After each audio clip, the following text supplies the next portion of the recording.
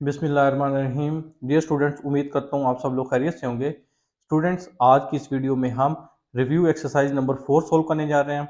Question number 1 है choose the correct option. इसमें part 1 है if f of t equal to 3t square plus 4t minus 5 then f prime t is. हमारे पास function given है, हमने इस function का डेरिवेटिव फाइंड करना है। तो हमारे पास चार ऑप्शन गिवन है। तो जैसे आपको पता है कि यहाँ पर हम derivative simple power rule use करके फाइंड आउट कर लेंगे। पावर रूल क्या होता है? पावर स्टार्ट में आ जाती है, पावर में से वन सब्ट्रैक्ट होता है और विदाउट पावर हम डेरिवेटिव ले लेते हैं।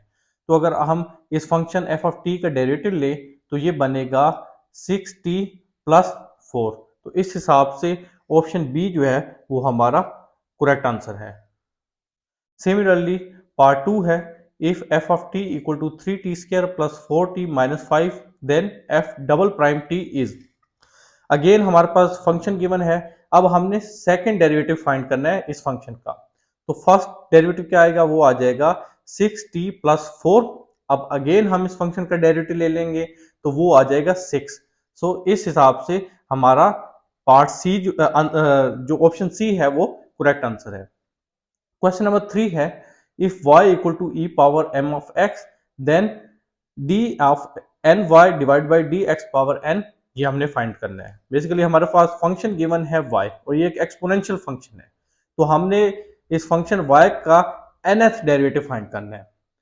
तो अगर हम फर्स्ट डेरिवेटिव फाइंड करें तो वो हमारे पास क्या आ जाएगा? वेरिएबल x के हिसाब से वो आ जाएगा e power m of x, और जब पावर का डेरिवेटिव लेंगे तो वो m आ जाएगा। सो m e power m x, ये हमारे पास फर्स्ट डेरिवेटिव आ जाएगा।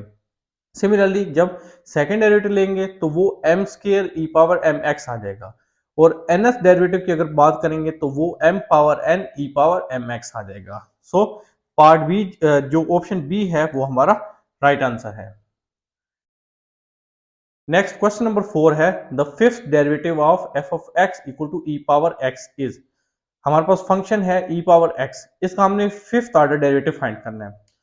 तो फर्स्ट ऑर्डर डेरिवेटिव ई पावर एक्स ही होगा, सेकंड ऑर्डर डेरिवेटिव भी ई पावर एक्स होगा। तो चूंकि हमारे पास पावर में वेरिएबल एक्स के साथ कोई कोएफिशिएंट नहीं है, लिहाजा जितना मर्जी जिस ऑर्डर तक हम इस फंक्शन का डेरिवेटिव फाइंड आउट करना चाहें तो वो एज इट इज ही आएगा। सो ई पावर एक्स का जो फिफ्थ ऑर्डर डेरिवेटिव है वो ई पावर एक्स है। सो ऑप्शन ए जो है वो करेक्ट है। क्वेश्चन नंबर 5 है the fourth derivative of sine of x is. Function sine x का फोर्थ ऑर्डर डेरिवेटिव हमने फाइंड करना है। अगर फर्स्ट डेरिवेटिव फाइंड करेंगे तो वो आ जाएगा कॉस एक्स, सेकंड फाइंड करेंगे तो वो आ जाएगा minus sine x, third find करेंगे तो वो आ जाएगा माइनस कॉस एक्स। अगेन जब फोर्थ ऑर्डर डेरिवेटिव लेंगे तो वो आ जाएगा plus sine x. So option A जो है इस हिसाब से हमारा करेक्ट आंसर बनता है।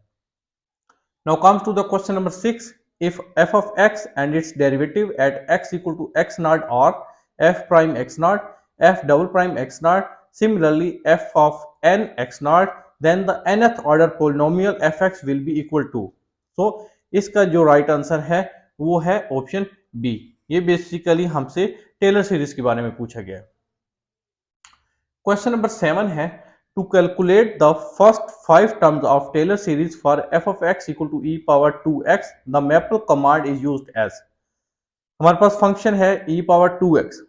अगर इसके लिए हम टेलर सीरीज की पहली 5 टर्म्स कैलकुलेट करना चाहते हैं तो मैपल कमांड हमारे पास क्या होनी चाहिए? तो ऑप्शन सी जो है वो करेक्ट ऑप्शन है। टेलर ब्रैकेट में आप लिखेंगे e पावर 2x जो फंक्शन है, कामा लगाकर x इक्वल टू 0 से लेकर 5 तक, इनके बीच कामा कि कितनी टर्म्स हमें चाहिए। सो ऑप्शन सी जो है वो राइट है। क्वेश्चन नंबर 8 है the equation of normal at point x not y not is. Option d जो है राइट आंसर है। y minus y not equal to minus 1/m into x minus x not. Now comes to the question number 9. The angle of intersection of the two curves can be calculated by using the formulas. हमारे पास चार options given है, इसमें हमने ये बताना है कि दो कर्व्स का जो एंगल ऑफ इंटरसेक्शन होता है वो हम किस फार्मूला से फाइंड आउट कर सकते हैं। सो ऑप्शन सी जो है ये इसमें हमारे पास राइट आंसर बनता है theta equal to tangent inverse m1 minus m2 divide by 1 plus m1 into m2। Now comes to the question number 10 और ये लास्ट पार्ट है इस रिव्यू एक्सरसाइज का।